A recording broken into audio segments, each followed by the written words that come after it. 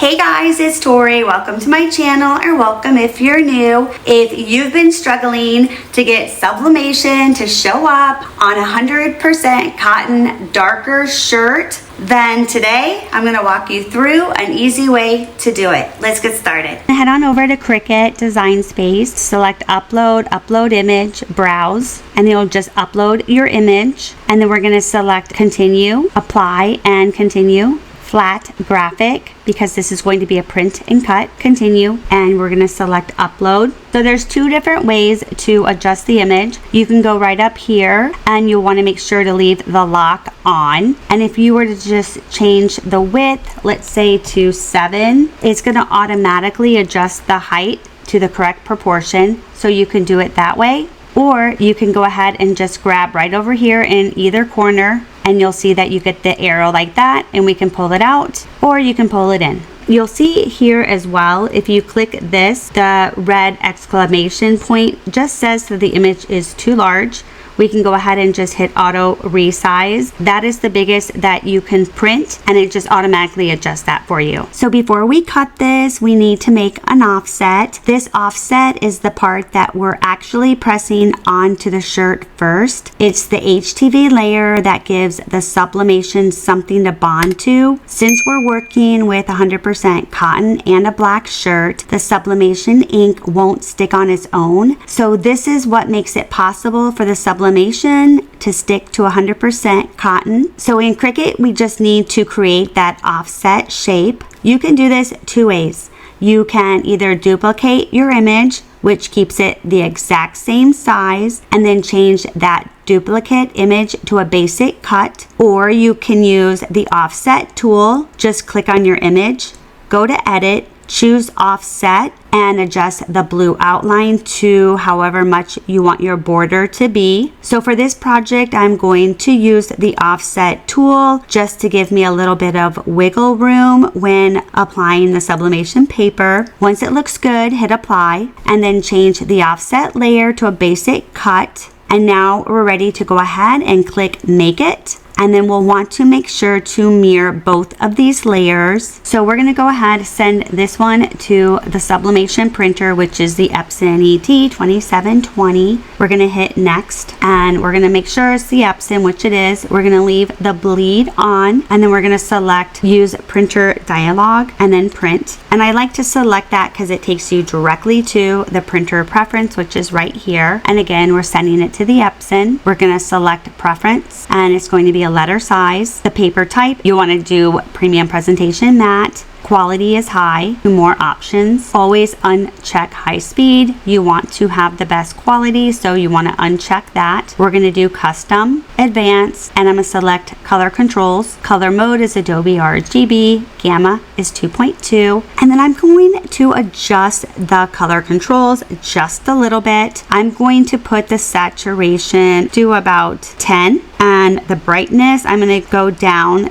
just a little bit. And then the contrast, we are going to go up about 5. You can see here, this is the original photo. This is the preview. And I'm just going to change it to that because we are doing a neon color and I want it to pop. So I'm just hoping that those are the correct settings. I think it is. So I think we're good to go. We're going to hit OK. Then we're going to hit OK. And then we're going to go ahead and hit print. I just have to go ahead and load the printer. So really quick, I get messages all the time asking what sublimation ink I use and what I recommend. So I've been using Best Printers sublimation ink, and I've really noticed a big difference in how my colors turn out. I'm really happy with them, so I wanted to share it with you guys as well. I've especially noticed colors like reds and pinks look super vibrant and they really pop, which I love for my projects. The ink is compatible with Epson EcoTank, Workforce, and Expression printers. So if you have any of those, you're good. Bottles are also autofill style, so refilling is super easy. Best Printers also gave me a promo code for you guys.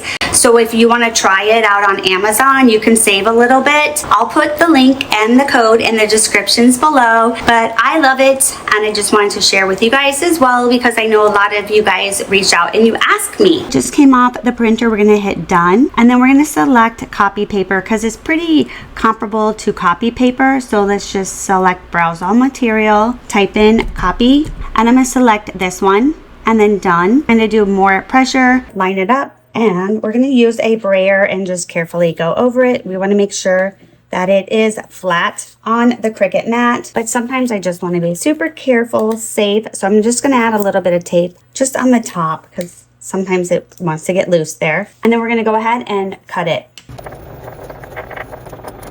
Go ahead, turn this upside down, and we're just going to kind of shake it a little bit. This looks super good. This is the Sublimation HTV Dark Fabric. This is the shiny side, and you're gonna want to place the shiny side down.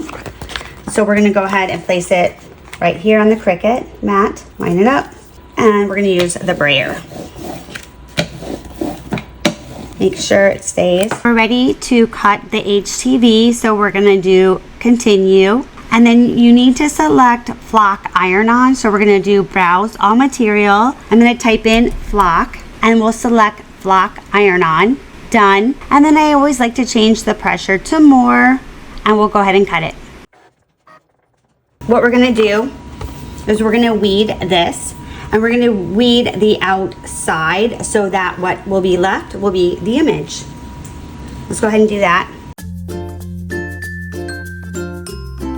So we're gonna take a lint roller and just go over the shirt in the area that you are going to sublimate. And we're just gonna pre-press it for about 5 seconds to take the moisture out. I'm gonna place cardstock in between the shirt and the mat. Take this, and this is the part that will stick to the shirt. We're gonna place it right here. So I can just kind of bend this back to make sure it's centered, and then I'm gonna make sure it's centered with the middle of the V. Heat resistant tape, and I want to tape this down to make sure that it is firmly pressed against the shirt. Place the craft paper on top of it, and then we're gonna press it. You can do 10 to 15 seconds. I'm gonna go ahead and do like 12. So let's just change this to 12. And you want to do firm pressure. So let me just make sure this whole thing's covered. We're gonna do firm pressure. And then we're gonna remove this.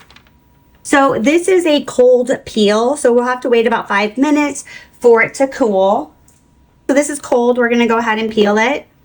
You're gonna have to hold the shirt while you pull it, and this is usually a tough pull. So you just wanna hold the shirt down, and we're just gonna go ahead, follow it, and pull it off.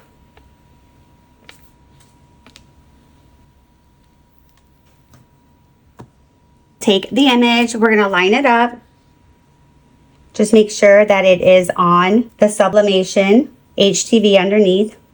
Go ahead and take the heat resistant tape, and we want to make sure to tape this down.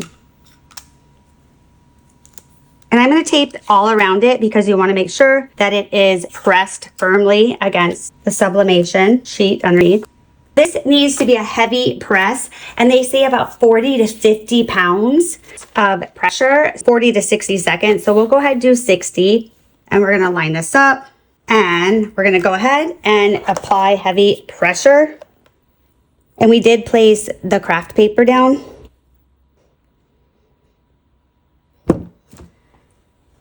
And then it says that this is a warm peel. So we'll probably let it sit for about a minute maybe and then peel it. So I wanted to show you something that totally threw me off today, and I'm peeling it warm like the direction says, and look at this.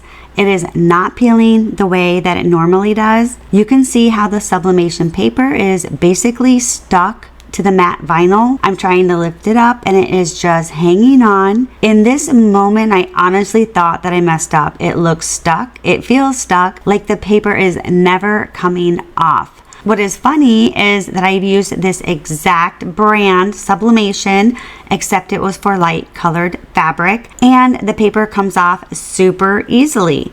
But on the dark fabric, total opposite. It's like it's fused to the surface. So I checked the directions again, and it actually says that when you're using the matte version, which is what I used, you'll probably need cold water to remove it. The matte coating grabs onto the paper fibers way more than the glossy version, so it doesn't release cleanly on its own. So here's what I'm going to do right now. I've got cold wet paper towel and I'm just rubbing the paper, and you can see that it is starting to break down. It works, but it's a little slow. So I switched to the microfiber cloth dipped in cold water, and look at the difference. It pulls the paper fibers off so much easier without scratching the matte surface. You can literally see the paper lifting up as I rub. Once all the paper is off, it looks amazing.